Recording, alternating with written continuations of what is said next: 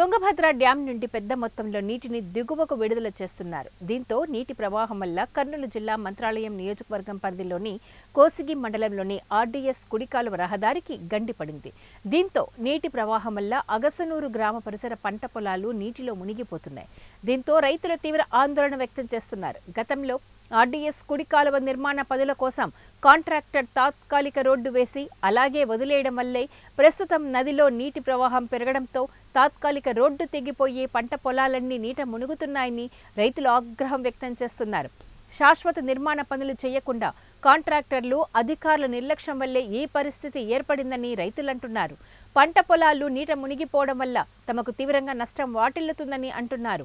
ప్రస్తుతం రైతులే తమ సొంత ఖర్చులతో జేసీబీ ట్రాక్టర్ల ద్వారా మట్టిని తరలించి నీటి ప్రవాహానికి అడ్డుకట్ట వేస్తున్నారు.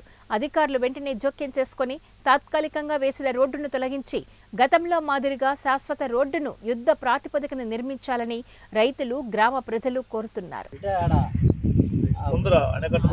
ఆనకట్ట దగ్గర మోరి కట్టినారా, మోరి దగ్గర గ్యాప్ ఇడిచినారు. ఆ గ్యాప్ ని మాకు అడ్డుగా వేస్తే మా ఊర్లో నీళ్ళు రాకుండా ఉంటాయి.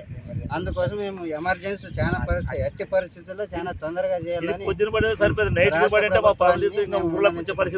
ఎందుకంటే ఇది ఒక్క గంట ముందు పడింది కాబట్టి మేము వెనకనే జేసీబీలు ట్రాక్టర్లతో చేసుకున్నాము. పడితే మేము ఊరు నుంచి మా పొలాలు జనాలు చాలా ఇబ్బంది నష్టం జరిగేది.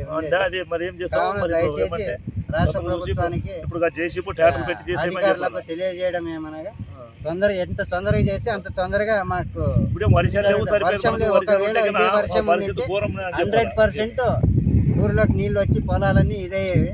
అందుకోసమే దయచేసి అధికారులు, రాష్ట్ర ప్రభుత్వం దీనిపైన చొరవ తీసుకొని అత్యధికంగా చర్యలు తీసుకొని దీన్ని మా ఊరిని, మా గ్రామ ప్రజల్ని రక్షించాలంటే ఆ ఒడ్డు తక్షణమే వేయించవలసిందిగా కోరుచున్నాము.